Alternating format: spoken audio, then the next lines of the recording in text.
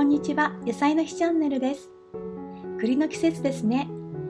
今回は美味しそうな栗が手に入ったらぜひ作っていただきたいシンプルな材料でとても美味しい栗きんとんをご紹介します。材料はこちらです。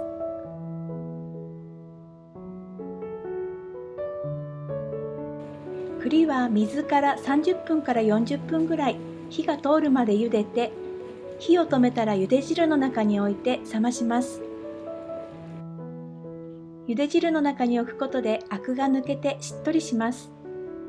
粗熱が取れたら水気を切って皮と渋皮を剥きます。包丁で半分に切ってスプーンで実を取り出してもいいですね。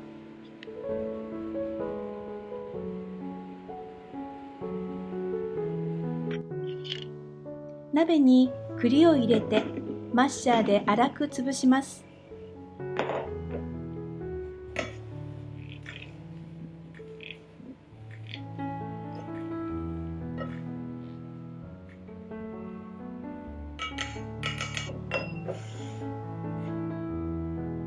砂糖を加えて中火にかけて混ぜながら加熱をしていきます。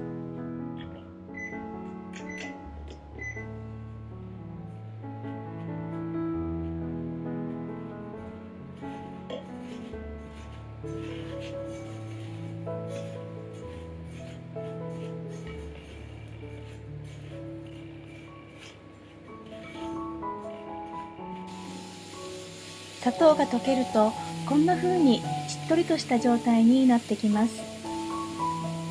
焦がさないように火加減を注意しながら加熱をしてください。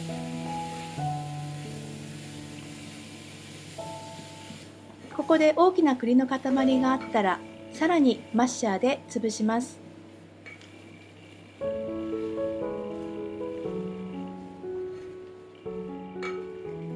でも少し栗の粒が残っている方が美味しいと思います。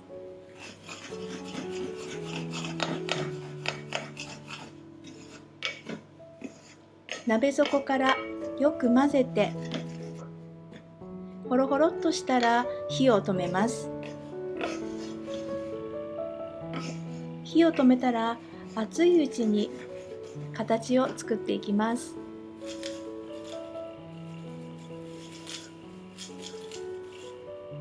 深めの容器にラップを敷いて栗のペーストを 40g 入れます。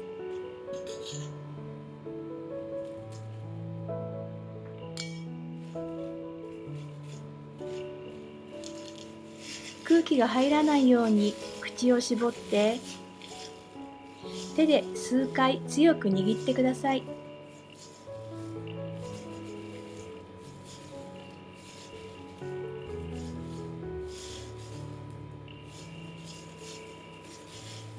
絞った口を何回かねじって茶巾絞りにして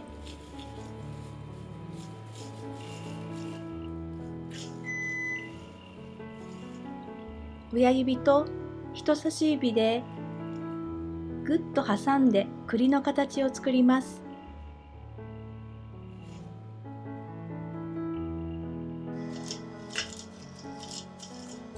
ペーストは温かいうちに形を作っていただいた方がきれいに形を作ることができると思います。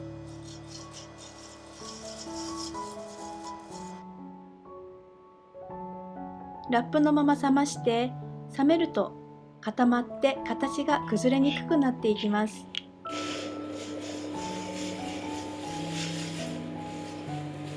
はい、冷めた後ラップを外してみるとコロンとした形がかわいい栗きんとんの完成です。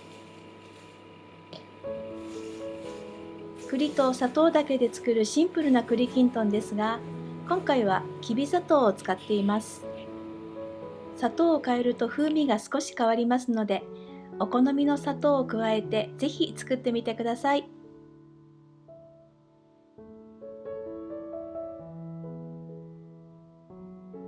最後までご視聴ありがとうございました。また次の動画もご覧ください。